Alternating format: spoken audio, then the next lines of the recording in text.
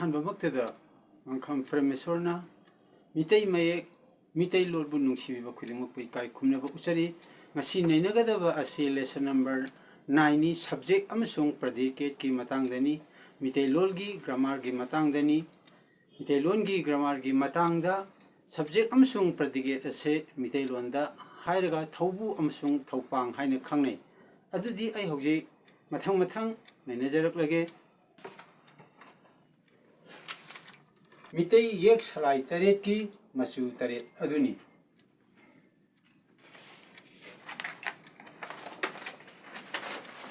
ꯁꯤꯗꯩꯗ ꯂꯩꯖꯔꯦ ꯃꯤꯇꯩꯂꯣꯟꯗ ꯍꯥꯏꯔꯒ ꯃꯤꯇꯩꯂꯣꯟꯒꯤ ꯂꯣꯟꯆꯟꯗ ꯊꯧꯕꯨ ꯑꯃꯁꯨꯡ ꯊꯧꯄꯥꯡ ꯏꯪꯂꯤꯁꯇ ꯍꯥꯏꯔꯒ ꯁꯕꯖꯦꯛ ꯑꯃꯁꯨꯡ ꯄ꯭ꯔꯗꯤꯀꯦꯠ ꯂꯦꯁꯟ ꯅꯝꯕꯔ 9.1ꯗ ꯃꯤꯇꯩꯂꯣꯟ ꯂꯣꯟꯆꯠꯂꯣꯟ ꯃꯤꯇꯩꯂꯣꯟ ꯒ꯭ꯔꯥꯃꯥꯔ ꯑꯍꯥꯟꯕꯁꯤꯗꯩꯗ ꯊꯧꯕꯨ ꯍꯥꯏꯕꯗꯤ ꯏꯪꯂꯤꯁꯇ ꯍꯥꯏꯔꯒ ꯁꯕꯖꯦꯛ ꯊꯧꯄꯥꯡ ꯍꯥꯏꯔꯒ ꯄ꯭ꯔꯗꯤꯀꯦꯠ ꯑꯅ ꯋꯥꯍꯩ ꯄꯔꯦꯡ ꯁꯦꯟꯇꯦꯟꯁ ꯑꯃꯅꯤ ꯋꯥꯍꯩ ꯄꯔꯦꯡ ꯑꯃꯗ ꯈꯥꯏꯗꯣꯛꯏꯁꯤ ꯁꯔꯨꯛ ꯑꯅꯤ ꯊꯣꯛꯅ ꯈꯥꯏꯗꯣꯛꯏ ꯑꯍꯥꯟꯕꯗ ꯊꯧꯕꯨ ꯁꯕꯖꯦꯛ ꯑꯅꯤꯁꯨꯕꯗ ꯊꯧꯄꯥꯡ ꯄ꯭ꯔꯗꯤꯀꯦꯠ ꯑꯅ ꯁꯤꯒꯤ ꯃꯇꯥꯡꯗ ꯃꯊꯪ ꯍꯥꯏꯖꯔꯛꯀꯦ ꯑꯗꯨꯗꯤ ꯑꯍꯥꯟꯕꯗ ꯋꯥꯍꯩ ꯄꯔꯦꯡ ꯑꯃ ꯑꯣꯏꯅ ꯍꯥꯟꯅ ꯑꯦꯛꯖꯥꯝꯄꯜ ꯑꯣꯏꯅ ꯍꯥꯏꯐꯦꯠꯇꯪ ꯄꯤꯖꯒꯦ ꯏꯕꯣꯝꯆꯥꯅ ꯆꯨꯔꯆꯥꯟꯄꯨꯔꯒꯤ ꯈꯨꯕꯨꯖꯥꯝꯕ ꯃꯤꯇꯩ ꯂꯩꯀꯥꯏꯗ ꯂꯩ ꯑꯃꯨꯛꯀ ꯍꯥꯏꯖꯒꯦ ꯏꯕꯣꯝꯆꯥꯅ ꯆꯨꯔꯆꯥꯟꯄꯨꯔꯒꯤ ꯈꯨꯃꯨꯖꯥꯝꯕ ꯃꯤꯇꯩ ꯂꯩꯀꯥꯏꯗ ꯂꯩ ꯑꯅ ꯁꯤ ꯏꯪꯂꯤꯁꯇ ꯑꯃꯨꯛ ꯍꯟꯗꯣꯛꯆꯔꯛꯀꯦ ꯏꯕꯣꯝꯆꯥ lives in ꯈꯨꯃꯨꯖꯥꯝꯕ ꯃꯤꯇꯩ ꯂꯩꯀꯥꯏ of ꯆꯨꯔꯆꯥꯟꯄꯨꯔ ꯑꯗꯨ ꯃꯊꯪ ꯁꯤꯗꯩꯗ ꯁꯤ ꯅꯩꯅꯔꯕ ꯃꯇꯨꯡ ꯁꯤꯗ ꯂꯩꯔꯤꯕꯁꯤ ꯏꯕꯣꯝꯆꯥꯅ ꯍꯥꯏꯔꯤꯕꯁꯤ ꯃꯥꯁꯤ ꯊꯧꯕꯨꯅꯤ ꯁꯕꯖꯦꯛꯅꯤ ꯑꯗꯨꯒ ꯂꯦꯝꯍꯧꯔꯤꯕ ꯁꯔꯨꯛ ꯑꯁꯤꯅ ꯄ꯭ꯔꯗꯤꯀꯦꯠꯅꯤ ꯁꯤꯗꯩꯗ ꯑꯦꯛꯖꯥꯝꯄꯜ ꯑꯣꯏꯅ ꯍꯥꯟꯅ ꯄꯤꯖꯕꯅꯤ ꯃꯊꯪꯗ ꯊꯧꯕꯨ ꯍꯥꯏꯕꯁꯤ ꯀꯗꯥꯏꯕꯨ ꯀꯧꯏ ꯍꯥꯏꯕꯗꯨ ꯑꯃꯨꯛ ꯄꯤꯖꯔꯛꯀꯦ ꯊꯧꯕꯨꯗ ꯋꯥꯍꯩ ꯄꯔꯦꯡ ꯑꯃꯗ ꯀꯔꯤꯒꯨꯝꯕ ꯑꯃ ꯇꯧꯔꯤꯕ ꯅꯠꯇ꯭ꯔꯒ ꯑꯣꯏꯔꯤꯕ ꯃꯤ ꯅꯠꯇ꯭ꯔꯒ ꯄꯣꯠ ꯈꯪꯍꯜꯂꯤꯕ ꯋꯥꯍꯩ ꯑꯗꯨꯕꯨ ꯊꯧꯕꯨ ꯀꯧꯏ ꯑꯗꯨꯅ ꯋꯥꯍꯩ ꯄꯔꯦꯡ ꯑꯃꯗ ꯊꯧꯕꯨ ꯍꯥꯏꯕꯁꯤ ꯀꯔꯤꯅꯣ ꯍꯥꯏꯕ ꯃꯇꯝꯗ ꯋꯥꯍꯩ ꯄꯔꯦꯡ ꯑꯃꯗ ꯀꯔꯤꯒꯨꯝꯕ ꯑꯃ ꯇꯧꯔꯤꯕ ꯅꯠꯇ꯭ꯔꯒ ꯑꯣꯏꯔꯤꯕ ꯀꯔꯤꯒꯨꯝꯕ ꯑꯃ ꯇꯧꯔꯤꯕ ꯅꯠꯇ꯭ꯔꯒ ꯑꯣꯏꯔꯤꯕ ꯃꯤ ꯅꯠꯇ꯭ꯔꯒ ꯄꯣꯠ ꯈꯪꯍꯜꯂꯤꯕ ꯋꯥꯍꯩ ꯑꯗꯨꯕꯨ ꯊꯧꯕꯨ ꯀꯧꯏ ꯑꯗꯨꯅ ꯊꯧꯕꯨ ꯍꯥꯏꯕꯁꯤ ꯀꯔꯤꯅꯣ ꯍꯥꯏꯕ ꯃꯇꯝꯗ ꯋꯥꯍꯩ ꯄꯔꯦꯡ ꯑꯃꯗ ꯀꯔꯤꯒꯨꯝꯕ ꯑꯃ ꯇꯧꯔꯤꯕ ꯑꯣꯏꯔꯤꯕ ꯃꯤ ꯅꯠꯇ꯭ꯔꯒ ꯄꯣꯠ ꯈꯪꯍꯜꯂꯤꯕ ꯋꯥꯍꯩ ꯑꯗꯨꯕꯨ ꯃꯩꯇꯩꯂꯣꯟꯗ ꯍꯥꯏꯔꯒ ꯊꯧꯕꯨ ꯀꯧꯏ ꯃꯈꯥ ꯇꯥꯕ ꯑꯃꯨꯛ ꯅꯩꯅꯖꯔꯛꯀꯦ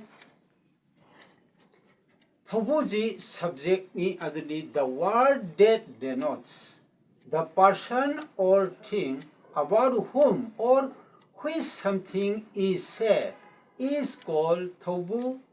subject ꯁꯤꯅ ꯏꯪꯂꯤꯁꯇ ꯍꯟꯗꯣꯛꯄꯗꯨꯅꯤ ꯃꯈꯥ ꯇꯥꯕ ꯑꯃꯨꯛ ꯊꯧꯄꯥꯡꯒꯤ ꯃꯇꯥꯡꯗ ꯑꯃꯨꯛ ꯅꯩꯅꯖꯔꯛꯀꯦ ꯉꯁꯥꯏꯁꯤꯗ ꯍꯥꯏꯖꯈꯤꯕ ꯏꯕꯣꯝꯆꯥꯅ ꯊꯧꯕꯨ ꯑꯣꯏꯕ ꯃꯇꯝꯗ ꯊꯧꯕꯨꯒꯤ ꯃꯔꯝꯗ ꯍꯥꯏꯔꯤꯕꯁꯤꯡ ꯑꯁꯦ ꯑꯩꯈꯣꯏꯅ ꯊꯧꯄꯥꯡ ꯍꯥꯏꯅ ꯀꯧꯏ ꯃꯗꯨꯗꯤ ꯀꯩꯅꯣ ꯆꯨꯔꯆꯥꯟꯄꯨꯔꯒꯤ ꯈꯨꯃꯨꯖꯥꯝꯕ ꯃꯤꯇꯩ ꯂꯩꯀꯥꯏꯗ ꯂꯩ ꯍꯥꯏꯕꯁꯦ ꯃꯁꯤꯅ ꯊꯧꯄꯥꯡ ꯍꯥꯏꯗꯤ ꯀꯩꯅꯣ ꯄ꯭ꯔꯗꯤꯀꯦꯠꯁꯤ ꯑꯣꯏꯕ ꯍꯥꯏꯇꯥꯔꯦ ꯑꯗꯨꯗꯤ ꯑꯃꯨꯛ ꯄꯥꯖꯔꯒꯦ ꯁꯤꯗꯩꯗ ꯋꯥꯍꯩ ꯄꯔꯦꯡ ꯑꯃꯗ ꯊꯧꯕꯨ ꯑꯃꯒꯤ ꯃꯔꯝꯗ ꯍꯥꯏꯔꯤꯕ ꯄꯨꯝꯅꯃꯛ ꯊꯧꯄꯥꯡ ꯀꯧꯏ ꯑꯁꯤꯅ ꯏꯪꯂꯤꯁꯇ ꯏꯊꯣꯛꯄꯅꯤ ꯃꯩꯇꯩꯂꯣꯟꯒꯤ ꯋꯥꯍꯩ ꯄꯔꯦꯡ ꯑꯗꯣ ꯋꯥꯍꯩ ꯄꯔꯦꯡ ꯑꯃꯗ ꯊꯧꯕꯨ ꯑꯗꯨꯒꯤ ꯃꯔꯝꯗ ꯍꯥꯏꯔꯤꯕ ꯄꯨꯝꯅꯃꯛ ꯊꯧꯄꯥꯡ ꯀꯧꯏ ꯑꯗꯨꯅ ꯊꯧꯄꯥꯡ ꯍꯥꯏꯕꯁꯤ ꯀꯔꯤꯅꯣ ꯍꯥꯏꯕ ꯃꯇꯝꯗ ꯋꯥꯍꯩ ꯄꯔꯦꯡ ꯑꯗꯨꯒꯤ ꯊꯧꯕꯨꯒꯤ ꯃꯔꯝꯗ ꯍꯥꯏꯔꯤꯕ ꯈꯨꯗꯤꯡꯃꯛꯁꯦ ꯑꯩꯈꯣꯏꯅ ꯊꯧꯄꯥꯡ ꯍꯥꯏꯅ ꯀꯧꯏ ꯏꯪꯂꯤꯁꯇ ꯍꯥꯏꯔꯒ ꯄ꯭ꯔꯗꯤꯀꯦꯠ ꯍꯥꯏꯅ ꯀꯧꯏ ꯑꯗꯩ ꯃꯈꯥ ꯇꯥꯔꯗ ꯊꯧꯄꯥꯡꯁꯤ ꯏꯪꯂꯤꯁꯇ ꯇ꯭ꯔꯥꯟꯁꯂꯦꯁꯟ ꯇꯧꯔꯛꯄ ꯃꯇꯝꯗ ꯍꯟꯗꯣꯔꯛꯄ ꯃꯇꯝꯗ ꯀꯃꯥꯏꯅ ꯍꯟꯗꯣꯛꯏ ꯑꯗꯨꯝ ꯍꯥꯏꯖꯒꯦ the word that denotes what is said about the subject is called ꯊꯧꯄꯥꯡ or predicate ꯁꯨꯃꯥꯏꯅ ꯇꯧꯗꯅ ꯊꯧꯕꯨ ꯑꯃꯁꯨꯡ ꯊꯧꯄꯥꯡꯒꯤ ꯃꯇꯥꯡꯗ ꯑꯁꯨꯝꯅ ꯅꯩꯅꯖꯔꯦ ꯃꯈꯥ ꯇꯥꯕ ꯊꯧꯕꯨ ꯑꯃꯁꯨꯡ ꯊꯧꯄꯥꯡ ꯍꯥꯏꯔꯤꯕ ꯂꯣꯟꯆꯠꯂꯣꯟ ꯑꯁꯤ ꯍꯥꯏꯕ ꯃꯇꯝꯗ ꯀꯔꯤ ꯋꯥꯍꯩꯁꯤꯡ ꯁꯤꯖꯤꯟꯅꯩ ꯑꯃꯗꯤ ꯋꯥꯍꯩꯁꯤꯡ ꯑꯗꯨ ꯀꯔꯝꯕ ꯃꯑꯣꯡꯗ ꯁꯤꯖꯤꯟꯅꯒꯗꯒꯦ ꯍꯥꯏꯕ ꯃꯇꯥꯡꯗ ꯈꯤꯇꯪ ꯑꯃꯨꯛ ꯍꯥꯏꯖꯔꯛꯀꯦ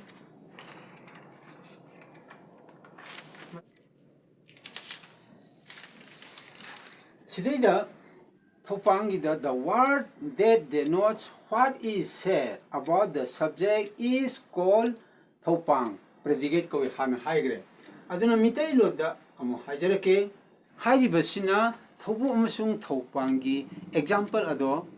wahai pareng amuk oina pijarakmani adung pajarake mitai singna masagi maramdamda saba relief kemta leibadagi makhoi asengba mayumda leiba pam e sina english da mu hator paduni mitai singna masagi maramdamda saba relief ani sina english ki banalduni kem sina english ki bananduni relief kemta leibadagi makhoi asengba mayum singda leiba pam e haba asi amu english mu handok sarke madata haibasi Mites want to live at their true house, then to live at the relief camp will at their motherland. Masih habis karino habida mites singna relief camp ta hadi masagi maramdamda relief camp ta laibadagi di masagi mayumda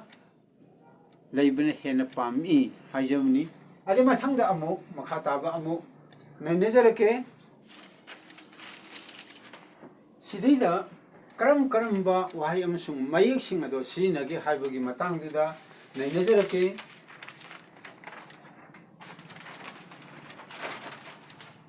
Sidida asterisk number 1 sida asterisk number 1 are pareng jana sum pire asterisk sing ase pa bekra nungaina bida muta asterisk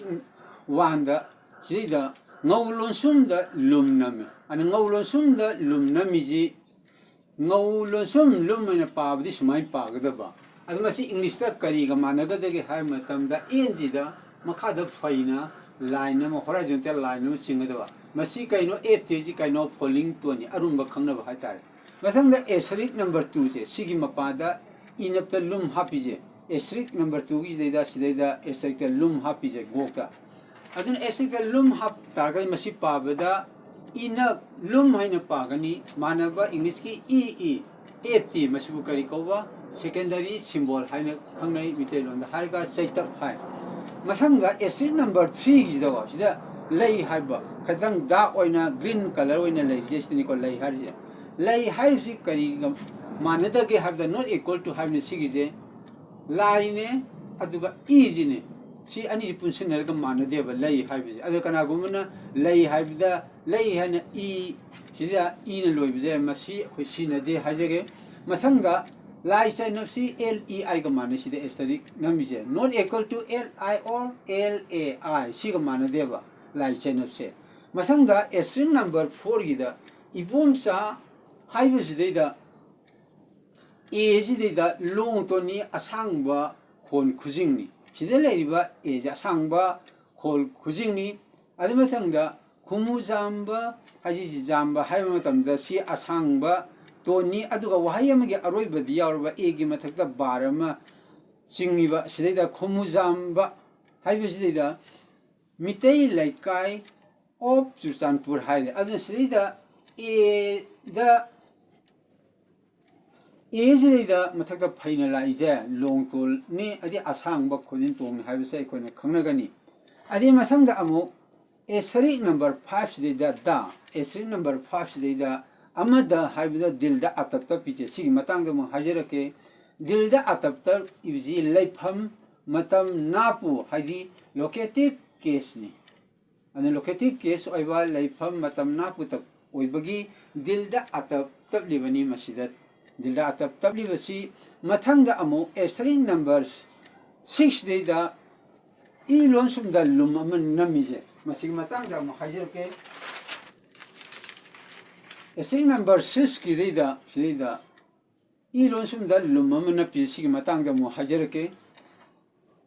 lon sum maina pagani lon sum lum haina pagani sida aj da makhada phaina line sini I lower line leje si kaino falling to neba maramdi lon sum sida lumji hapta targadi kari kari khonthok to haibido amu lakadaini tonganba aduna sidaida lum namdragadi RT rising tone haibani high ba tu swing ngadi kari mo pot am nungsita high gumba falling tone da I lon sum le re sidaida sidai lum hape sina high ba jidi English da kari manare tu say high ba sumai tawdana amana nungsita haibani amana wa ngangbani sumai tawdana lum yawom sum yawdaba jingje tongan ba wan tholeba ana lum haptaba yadaba maram aduna ꯑꯩꯈꯣꯏꯅ ꯃꯩꯇꯩꯂꯣꯟꯒꯤ ꯋꯥꯍꯩꯁꯤꯡ ꯑꯁꯦ ꯅꯩꯅꯕ ꯃꯇꯝꯗ ꯂꯣꯟ ꯅꯩꯅꯕ ꯃꯇꯝꯗ rising tone ꯑꯃꯁꯨꯡ ꯐꯣꯂꯤꯡ tone ꯍꯥꯏꯕꯁꯦ ꯇꯉꯥꯏ ꯐꯗꯅ ꯍꯥꯞꯄ ꯗꯔꯀꯥꯔ ꯑꯣꯏ ꯅꯠꯇ꯭ꯔꯒꯗꯤ ꯋꯥꯍꯟꯊꯣꯛ ꯑꯁꯦ ꯂꯥꯟꯅ ꯆꯠꯈꯤꯒꯅꯤ ꯃꯇꯥꯡ ꯑꯁꯤꯗ ꯉꯁꯤꯒꯤ ꯑꯣꯏꯅ ꯃꯩꯇꯩꯂꯣꯟꯒꯤ ꯂꯣꯟꯆꯜ ꯂꯣꯟ ꯅꯩꯅꯕ ꯑꯁꯤ ꯊꯧꯕꯨ ꯑꯃꯁꯨꯡ ꯊꯧꯄꯥꯡꯒꯤ ꯃꯔꯝꯗ ꯍꯥꯏꯗꯤ ꯁꯕꯖꯦꯛ ꯑꯃꯁꯨꯡ ꯄ꯭ꯔꯗꯛꯀꯤ ꯃꯇꯥꯡꯗ ꯅꯩꯅꯖꯕ ꯂꯣꯏꯖꯔꯦ ꯆꯦꯅꯦꯜ ꯑꯁꯤꯒꯤ ꯃꯃꯤꯡꯅ ꯃꯤꯇꯩ ꯃꯌꯦꯛ ꯃꯤꯇꯩꯂꯣꯟ ꯀꯧꯖꯩ मितै लोल चैनल असु येंबिरब खुदिमक इकाई खुमनब उचरी अवरपा हाइबिरउ मथंगदा अपलोड कया तौरखिगनी मितै लोल मितै मे की मतंगदा अवाटपा कया हाइबिरउ कमेंट कया पिबिरउ हराउना लौसिनजगनी ngasiगidi मतंग असिदा लोइसिनजरगे येंबिरब पुनुमक इकाई खुमनब उचरी मथंगी अपलोड तौबा मतुंगदा अमोना उनमिनसी चैनल असिबु सब्सक्राइब तौबिउ कमेंट पिबिरउ लाइक तौबिरउ